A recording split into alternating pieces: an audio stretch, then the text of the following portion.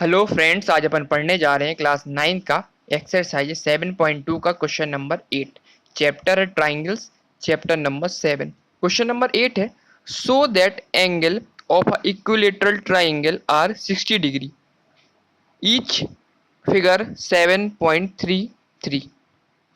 Question कहना चाह रहा है so that the angle of the equilateral triangle are 60 degree. मतलब ये कैसा ट्राइंगल देके रखा, इक्विलेटरल ट्राइंगल देके रखा। इक्विलेटरल ट्राइंगल क्या होता है, जिसकी तीनों साइडें बराबर होती हैं, उसको अपन क्या बोलते हैं, इक्विलेटरल ट्राइंगल बोलते हैं। और साथ साथ प्रूव करने बोला है कि ईच 60 डिग्री ईच, मतलब जो हर एक एंगल बना, एंगल ए और एंगल बी और एंगल सी, इसका एंगल कितना होना चाहिए, 60 डिग्री एंगल होना चाहिए। ये वाला एंगल भी 60 निकलना चाहिए, ये वाला एंगल भी 60 डिग्री निकलना चाहिए, और एंगल सी भी कितना निकलना चाहिए, 60 डिग्री निकलना चाहिए। ये अपन को प्रूव करना है।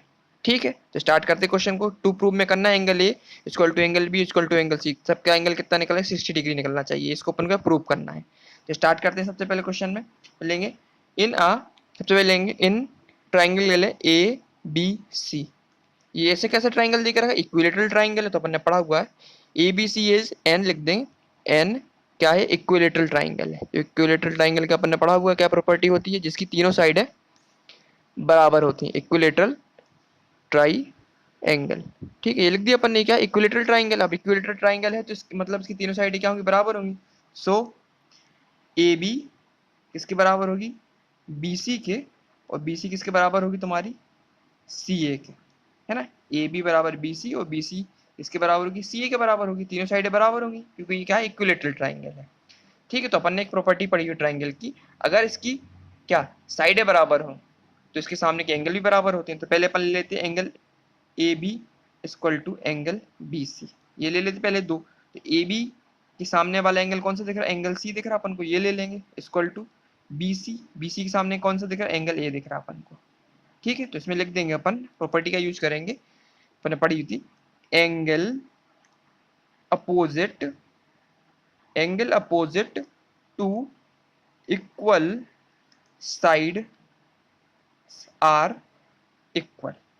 अगर साइडें बराबर देके रखेंगे तो सामने के एंगल भी बराबर होंगे। तो ए बी साइड के सामने एंगल सी, और बी सी साइड के सामने एंगल ए, ये बराबर हो जाएगा।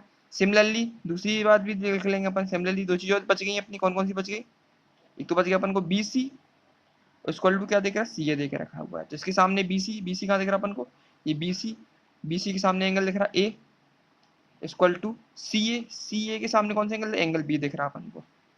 ठीक, इसको अपन क्या मान लेंगे, इसको इक्वेशन फर्स्ट मान लेते पहले वाले को ना। ठीक है, फिर दूसरे वाले को अपन angle A equal to angle B, इसमें भी सेम लिख देंगे अपन, क्या लिख देंगे, एंगल अपोजिट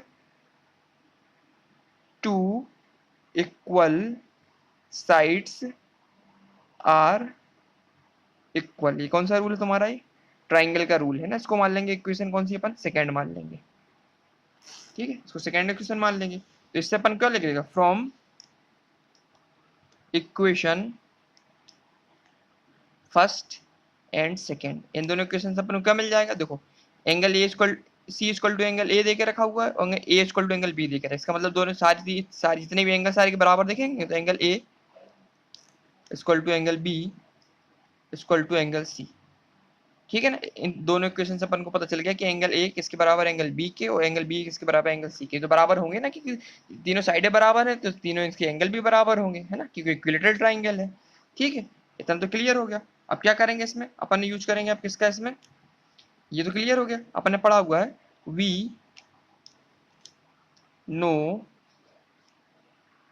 दैट। अपन ने पढ़ा हुआ है, क्या पढ़ा हुआ है, क्या पढ़ा हुआ है अपन ने, वी नो दैट की, ये तो यहाँ कंप्लीट हो चुका है। यहाँ नेक्स्ट पेज में करते हैं। अपन ने पढ़ा हुआ है कि angle A plus angle B plus angle C equal to कितना होता है, 180 डिग्री होता है। होता नहीं होता, angle A plus angle B plus angle C कितना होता है, 180 डिग्री होता है। कब होता है, बाई एंगल सम प्रॉपर्टी। यदि आप एंगल सम प्रॉपर्टी का यूज करते हैं तो तीनों सम कितना निकलता है, ये 180 डिग्री निकलता है ना। Angle A plus angle B plus angle C, तीनों सम कितना 180 डिग्री होता है। ठीक है, तो अपन ने भी जानते हैं, अपन ने अभी ऑलरेडी सॉल्व किया, तो angle A plus angle B plus angle C, देखो एंगल ए इक्वल टू था angle B equal to angle C, ये क्या था अपन ने सॉल्व किया था इसको अपन ने, नहीं किया था सॉल्व, सॉल्यूशन किया था नहीं, सॉल्यूशन में मिला था अपन को, तो अपन यहाँ पे क्या वैल्यू पुट कर देंगे, एंगल ए तो फिक्स करेंगे, एंगल बी की जगह अपन क्या लिख सकते हैं, एंगल ए लिख देंगे, और प्लस एंगल सी की जगह भी अपन क्या लिख सकते हैं, एंगल ए लिख देंगे। इक्वल टू कितना दिख रहा है अपन को, 180 डिग्री दिख रहा, ठीक है। तो ये कितना निकलेगा, angle A plus angle A plus angle A, तो निकलेगा 3 एंगल ए इक्वल टू कितना निकलेगा, 180 डिग्री निकलेगा यहाँ से। तो एंगल ए इक्वल टू कितना निकलेगा, 180 डिग्री डिवाइड बाई 3, कितने बार जाएगा ये, 3 से डिवाइड करेंगे 180, 60 डिग्री निकलेगा। तो एंगल ए की वैल्यू कितनी निकली अपनी, 60 डिग्री निकली, निकली। जब एंगल ए की 60 निकली तो अपन को पता है कि angle A equal to angle B angle C, तीनों क्या एंगल बराबर दे के रखे हैं। So angle A equal to 60 degree, angle B equal to भी 60 डिग्री, और and angle C equal to ये भी कितना निकलेगा, 60 डिग्री निकलेगा, क्योंकि तीनों एंगल बराबर देख रही है, तो अपन को प्रूव करना था। तो हेंस प्रूव हो गया ये अपना, सारे जो एंगल थे इसके, ये वाला एंगल भी अपन को कितना मिल गया, 60 डिग्री मिल गया, ये वाला एंगल भी अपन को कितना मिल गया, 60 डिग्री मिल गया बी, और एंगल सी भी अपन को मिल गया 60 डिग्री मिल गया। ये तो अपन को प्रूव करना था। तो क्वेश्चन नंबर 8 था अपने कंप्लीट कर लिया। इसमें क्या किया था, सबसे पहले तो अपन ने क्या लिया, इक्विलेटरल ट्राइंगल लिया अपन ने, है ना। टू प्रूव क्या करना था, angle A equal to angle B equal to angle C, तीनों का सम कितना आना चाहिए, बस ये एंगल भी 60 डिग्री होना चाहिए, ये एंगल भी 60 डिग्री होना चाहिए, और एंगल सी भी 60 डिग्री होना चाहिए। उससे पहले अपन ने ले लिया प्रूव करने के लिए इन ट्राइंगल ए बी सी। कैसा ट्राइंगल था, इक्विलेटरल ट्राइंगल था, इसका मतलब तीनों साइड इसकी बराबर होंगी तभी तो इक्विलेटरल ट्राइंगल होगा। तो angle A B equal to angle B C equal to angle C है ना, angle A B equal to B C equal to C है।